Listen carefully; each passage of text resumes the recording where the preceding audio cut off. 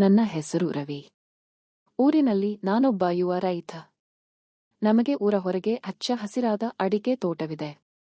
ತೋಟದ ನಡುವೆ ಒಂದು ಸಣ್ಣ ಪಂಪ್ ಹೌಸ್ ಮನೆ.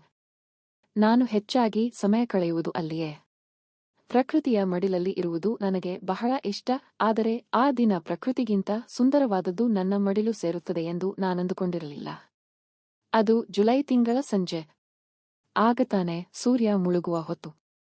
ಆಕಾಶದಲ್ಲಿ ಕಪ್ಪ ಮೋಡಗಳು ಕವಿದಿದ್ದವು. ತಂಪಾದ ಗಾಳಿ ಬೀಸುತ್ತಿತ್ತು. ಅಂದು ತೋಟದ ಕೆಲಸಕ್ಕೆ ಬಂದಿದ್ದ ಆಳುಗಳೆಲ್ಲ ಮನೆಗೆ ತೆರಳಿದ್ದರು. ನಾನು ಮಾತ್ರ ನೀರಿನ ಮೋಟಾರ್ ಆಫ್ ಮಾಡಲು ಕಾಯುತ್ತಿದ್ದೆ. ಆಗಲೇ ತೋಟದ ಬದಿಯ ದಾರಿಯಿಂದ ಅವಳು ನಡೆದು ಬರುತ್ತಿದ್ದಳು. ಅವಳ ಹೆಸರು ಗೌರಿ. ಗೌರಿ ನಮ್ಮ ಪಕ್ಕದ ತೋಟದ ಮಾಲೀಕರ ಮಗಳು. ಅವಳನ್ನು ನೋಡಿದಾಗಲೆಲ್ಲ ನನ್ನ ಎದೆಯಲ್ಲಿ ಏನೋ ಒಂದು ತರಹದ ಕಂಪನ. ಎತ್ತರವಾದ ನಿಲುವು, ಗೋಧಿ ಮೈಬಣ್ಣ ಮತ್ತು ಆಕೆಗೆ ಮಾತ್ರ ಒಪ್ಪುವ ಲಂಗದಾವಣಿ. ಅವಳು ತೋಟದ ದಾರಿಯಲ್ಲಿ ನಡೆದು ಬರುತ್ತಿದ್ದರೆ ನವಿಲು ಗರಿ ಬಿಚ್ಚಿ ಕುಣಿದಂತೆ ಭಾಸವಾಗುತ್ತಿತ್ತು. ಅವಳು ನನ್ನನ್ನು ನೋಡಿ ಮುಗುಳ್ನಕ್ಕಳು. ಆ ನಗು ಎಂತಹ ಕಠಿಣ ಮನಸ್ಸನ್ನು ಕರಗಿಸುವಂತಿತ್ತು. ಏನ್ ರವಿ, ಇನ್ನೂ ಮನೆಗೆ ಹೋಗಿಲ್ಲವೇ?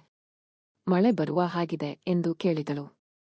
ನಾನು ಅವಳ ಕಣ್ಣುಗಳನ್ನೇ ನೋಡುತ್ತಾ ನಿಂತೆ. ಅವಳ ಕಣ್ಣುಗಳು ಅದೆಷ್ಟು ಕಾಂತಿಯುತವಾಗಿದ್ದವು ಎಂದರೆ ಕತ್ತಲೆಯಲ್ಲೂ ದಾರಿ ತೋರಿಸುವ ದೀಪಗಳಂತಿತ್ತು. ಇಲ್ಲ ಗೌರಿ, ನಿನ್ನ ದಾರಿ ಕಾಯುತ್ತಿದ್ದೆ ಎನಿಸುತ್ತಿದೆ. ಈ ಮೋಡಗಳಿಗಿಂತ ನಿನ್ನ ಮುಂಗುರುಳು ಹೆಚ್ಚು ಕಪ್ಪಾಗಿವೆ. ಬಹುಶಃ ಮಳೆ ಅದಕ್ಕೆ ಬರುತ್ತಿದೆ ಅನಿಸುತ್ತೆ ಎಂದು ರೊಮ್ಯಾಂಟಿಕ್ ಆಗಿ ಹೇಳಿದೆ. ಅವಳು ನಾಚಿಕೆಯಿಂದ ತಲೆ ತಗ್ಗಿಸಿದಳು. ಆಗ ಜೋರಾದ ಗುಡುಗು ಸದ್ದು ಮಾಡಿತು. ನೋಡುತ್ತಿದ್ದಂತೆಯೇ ಮಳೆ ದುರ್ಯೆಂದು ಸುರಿಯಲಾರಂಭಿಸಿತು. ನಾವಿಬ್ಬರೂ ಒದ್ದೆಯಾಗಬಾರದೆಂದು ಓಡಿ ಹೋಗಿ ತೋಟದ ಮಧ್ಯದಲ್ಲಿದ್ದ ಪಂಪ್ ಹೌಸ್ ಒಳಗೆ ಸೇರಿಕೊಂಡೆವು. ಹೊರಗೆ ಧಾರಾಕಾರ ಮಳೆ, ಒಳಗೆ ನಾವಿಬ್ಬರೇ. ವಾತಾವರಣ ತಂಪಾಗಿತ್ತು, ಆದರೆ ನಮ್ಮಿಬ್ಬರ ಉಸಿರಾಟದ ಬಿಸಿ ಹೆಚ್ಚಾಗಿತ್ತು. ಮಳೆಯಲ್ಲಿ ಅವಳ ದಾವಣಿ ಸ್ವಲ್ಪ ಒದ್ದೆಯಾಗಿತ್ತು. ಅದು ಅವಳ ಮೈಗೆ ಅಂಟಿಕೊಂಡು ಅವಳ ದೇಹದ ಅಂದವನ್ನು ಮತ್ತಷ್ಟು ಎತ್ತಿ ತೋರಿಸುತ್ತಿತ್ತು. ನೀರಿನ ಹನಿಗಳು ಅವಳ ಮುಖದ ಮೇಲೆ ಮುತ್ತುಗಳಂತೆ ಜಾರುತ್ತಿದ್ದವು. ನಾನು ಅವಳ ಹತ್ತಿರ ಹೋದೆ. ಅವಳು ನನ್ನನ್ನು ನೋಡಿ ಹೆದರಲಿಲ್ಲ, ಬದಲಿಗೆ ಅವಳ ಕಣ್ಣಲ್ಲಿ ಏನೋ ಒಂದು ಬಯಕೆ ಕಾಣುತ್ತಿತ್ತು.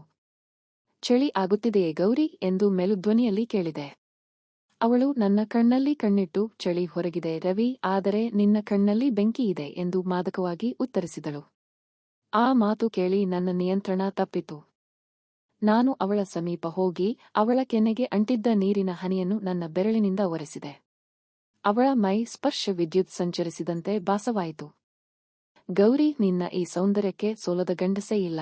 ನೀನು ಈ ತೋಟದ ಹೂವಿಗಿಂತ ಕೋಮಲ. ನಿನ್ನ ತುಟಿಗಳು ಗುಲಾಬಿ ದಳಗಳಂತೆ ನನ್ನನ್ನು ಕರೆಯುತ್ತಿವೆ ಎಂದು ಪಿಸುಗುಟ್ಟಿದೆ. ಅವಳು ನನ್ನ ಎದೆಗೆ ಒರಗಿಕೊಂಡಳು. ನನಗೂ ತುಂಬಾ ದಿನಗಳಿಂದ ನಿನ್ನ ಮೇಲೆ ಆಸೆ ಇತ್ತು ರವಿ. ಯಾರೂ ಇಲ್ಲದ ಈ ಏಕಾಂತಕ್ಕಾಗಿ ಕಾಯುತ್ತಿದ್ದೆ ಎಂದಳು. ನಾನು ಅವಳನ್ನು ನನ್ನ ಬಾಹುಗಳಲ್ಲಿ ಬಂಧಿಸಿದೆ. ಅವಳ ಉಸಿರಿನ ಬಿಸಿ ನನ್ನ ಕುತ್ತಿಗೆಗೆ ತಾಗುತ್ತಿತ್ತು. ಆ ಕ್ಷಣ ಜಗತ್ತೇ ಮರೆತು ಹೋದಂತಿತ್ತು. ಹೊರಗೆ ಮಳೆಯ ಆರ್ಭಟ, ಒಳಗೆ ನಮ್ಮ ಪ್ರೇಮದ ಸಲ್ಲಾಪ. ನಾನು ಅವಳ ಸೊಂಟವನ್ನು ಬಳಸಿ ಹಿಡಿದೆ. ನಿನ್ನ ಈ ನಡು ಬಳುಕುವ ಬಳ್ಳಿಯಂತೆ ನನ್ನನ್ನು ಆವರಿಸಿಕೊ ಎಂದೆ. ಅವಳು ತನ್ನ ಬಿಗಿಯಾದ ಅಪ್ಪುಗೆಯ ಮೂಲಕ ಉತ್ತರ ನೀಡಿದಳು. ಅವಳ ದಾವಣಿ ಸರಿದಾಗ ಕಂಡ ಆ ದೃಶ್ಯ ಅಮೃತಶಿಲೆಯ ಬೊಂಬೆಗೆ ಜೀವ ಬಂದಂತಿತ್ತು. ಆ ಕ್ಷಣ ನಾವು ಕೇವಲ ಶರೀರಗಳಾಗಿರಲಿಲ್ಲ, ಎರಡು ಆತ್ಮಗಳು ಒಂದಾಗುವ ತವಕದಲ್ಲಿದ್ದೆವು. ಆ ಮಳೆಯ ಸಂಜೆ ನಾವು ಪ್ರಕೃತಿಯ ಸಾಕ್ಷಿಯಾಗಿ ಒಂದಾದೆವು. ಅಲ್ಲಿ ಯಾವುದೇ ಭಯವಿರಲಿಲ್ಲ, ಬಲವಂತವಿರಲಿಲ್ಲ, ಕೇವಲ ಪ್ರೀತಿ ಮತ್ತು ಕಾಮದ ಸಮ್ಮಿಲನವಿತ್ತು. ಅವಳ ಜೊತೆಗಿನ ಆ ಕ್ಷಣಗಳು ಸ್ವರ್ಗಕ್ಕಿಂತ ಮಿಗಿಲಾಗಿತ್ತು. ಮಳೆ ನಿಂತಾಗ ಕತ್ತಲಾಗಿತ್ತು. ಅವಳು ತನ್ನ ಬಟ್ಟೆಗಳನ್ನು ಸರಿ ಮಾಡಿಕೊಂಡು ಕೆಂಪಾದ ಮುಖದಿಂದ ನನ್ನನ್ನು ನೋಡಿ ನಕ್ಕಳು. ಇನ್ನು ಹೋಗ್ತೀನಿ ರವಿ ಎಂದಳು. ಮತ್ತೆ ಯಾವಾಗ ಸಿಗುವೆ ಎಂದು ಕೇಳಿದೆ. ಮೋಡಗಳು ಸೇರಿದಾಗ, ಮಳೆ ಬಂದಾಗ. ಮತ್ತೆ ಸಿಗೋಣ ಎಂದು ಕಣ್ಣು ಮಿಟುಕಿಸಿ ಕತ್ತಲೆಯಲ್ಲಿ ಮರೆಯಾದಳು. ನಾನು ಅವಳು ಹೋದ ದಾರಿಯನ್ನೇ ನೋಡುತ್ತಾ ನಿಂತೆ.